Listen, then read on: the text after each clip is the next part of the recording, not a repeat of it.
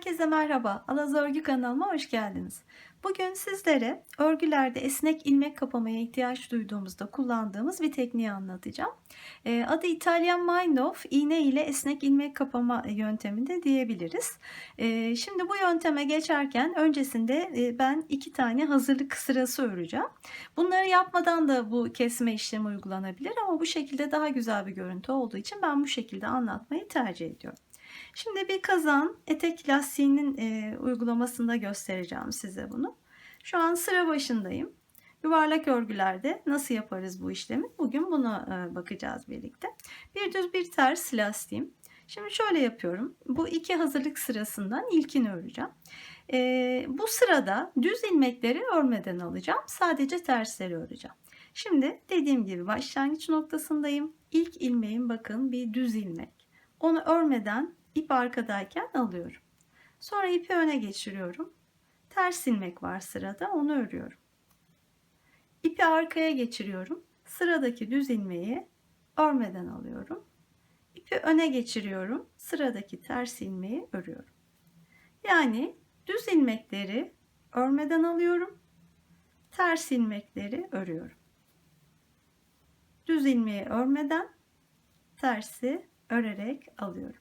Bu işlemi bir sıranın sonuna kadar, yani başlangıç noktasına gelene kadar tekrarlayalım.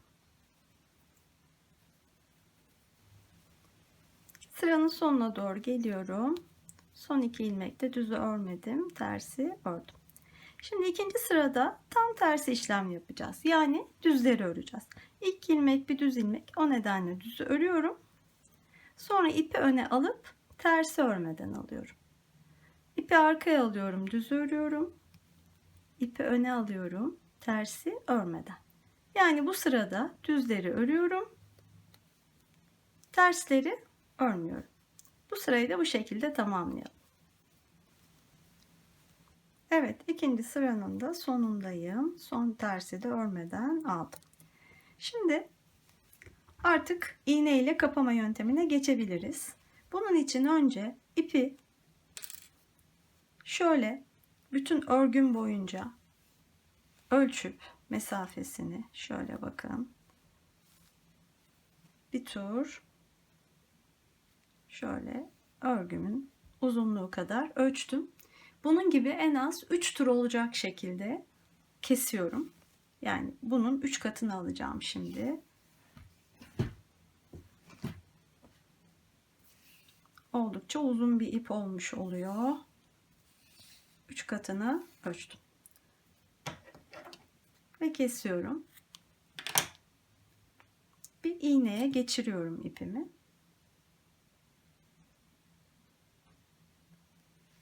Yün iğnesi olursa iyi olur. Şimdi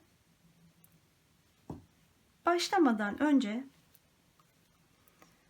bu işlemin en sonunda bize gerekeceği için 2 tane ilmeği işaretlemek istiyorum. Bakın şöyle. İlk ilmeği şöyle önden bir tane işaretleyiciyle işaretliyorum. Aynı şekilde ikinci ilmeği de şöyle arkadan daha kolay olur. Bakın ikinci ilmeği buradan işaretliyorum. Ve başlıyorum işleme. Şimdi işlemimiz şöyle. 2 tane hareketten oluşacak. İlk hareketi düz ilmekler arasında yapacağız. Şimdi ilk ilmeğim bir düz ilmek önümde gördüğüm. Sonra arada bir ters ilmek var. Arkasından tekrar bir düz ilmek var. İlk hareket düz ilmekler arasında olacağı için birinci ve üçüncü ilmekler onlar. Bu ikisi arasında yapacağım. Şimdi şöyle şu şişi bana engel olmaması için alayım. Bakın ilk düz ilmek. İğnemi buna düz örer gibi. Bu ilmeği düz örmek için şişimi nasıl geçir? Böyle bu şekilde geçiririm. Ters örmek için de böyle geçiririm. Buna öncelikle aklımızda tutalım. Düz ilmek olduğu için düz ilmek gibi bu şekilde geçiriyorum ve şişten çıkartıyorum.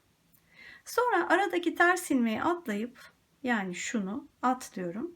Bir sonraki düz ilmeğe geliyorum. Onu da önden bakın şöyle iğnemi o ilmeğe bu şekilde geçirerek alıyorum. O şimdilik şişte kalıyor.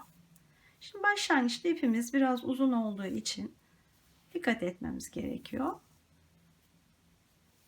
Ve ipimi sonuna kadar çekiyorum.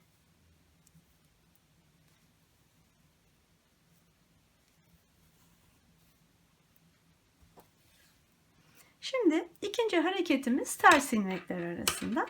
Artık sırada düz ilmeği düşürdüğüm için bakın bir ters ilmeğim var.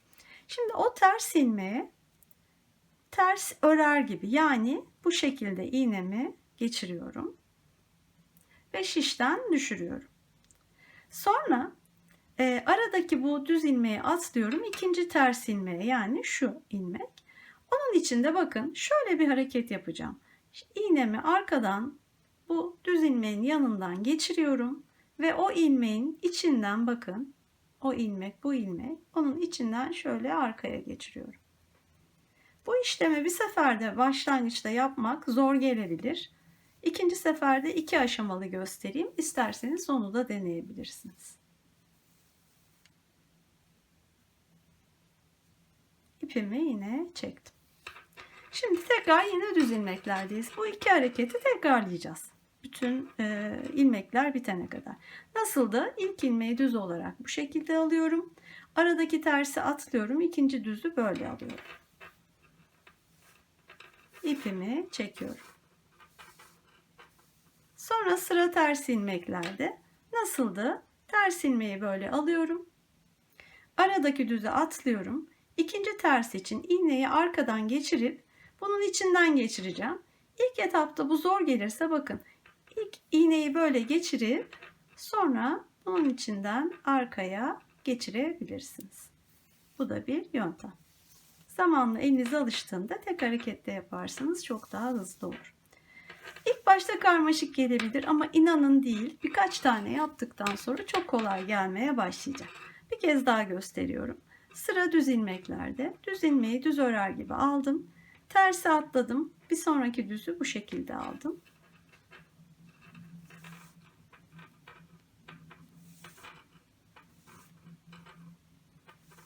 İpimi çektim. Şu şiş rahatsız etmesin. Şimdi ters ilmeklerdeyiz. Ters ilmeği bu şekilde aldım. Düzden sonraki ikinci tersin içinden bakın böyle arkadan iğnemi geçirip içinden çıkardım.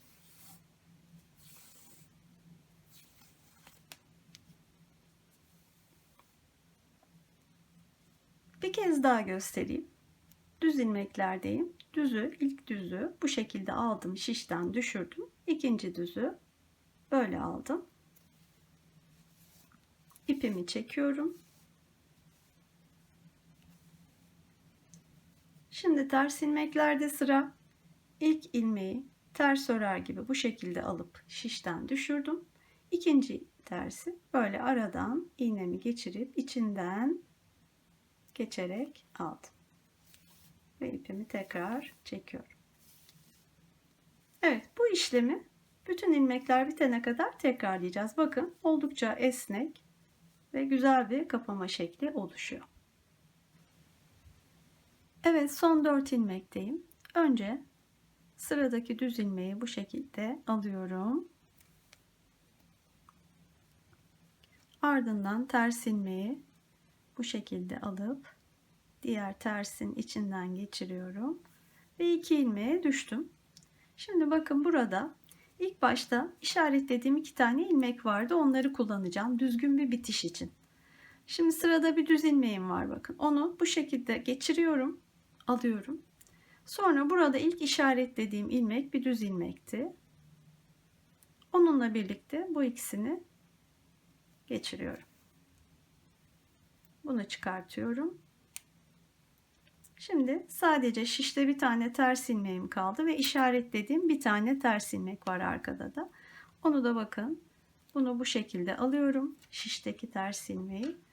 Ardından diğer ayraçta işaretli olan ilmeği de bu şekilde şöyle içinden geçirerek alıyorum ve onu da çıkartıyorum.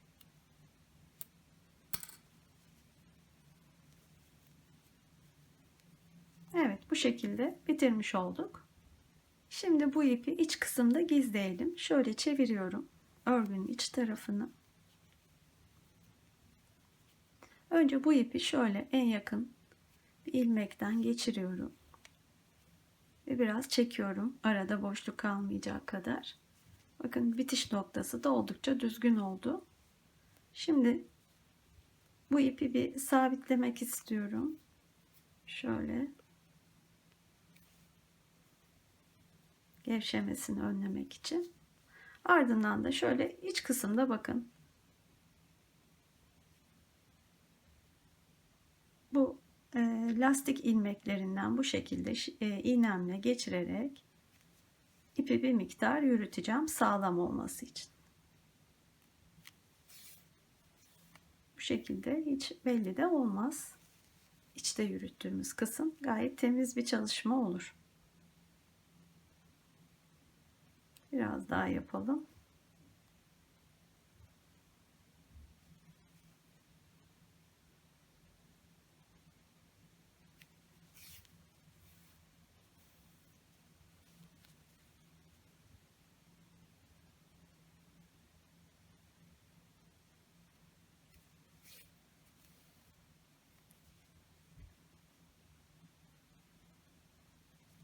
Burada da yine bir ipi sabitlemek istiyorum.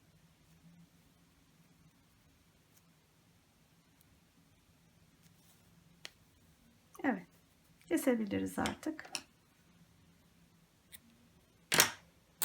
Bakın oldukça temiz bir çalışma oldu. Lastiğe de bakarsak, bakın çok gevşek, esnek, giyerken bel kısmında rahatsız etmeyecek bir çalışma olmuş oldu.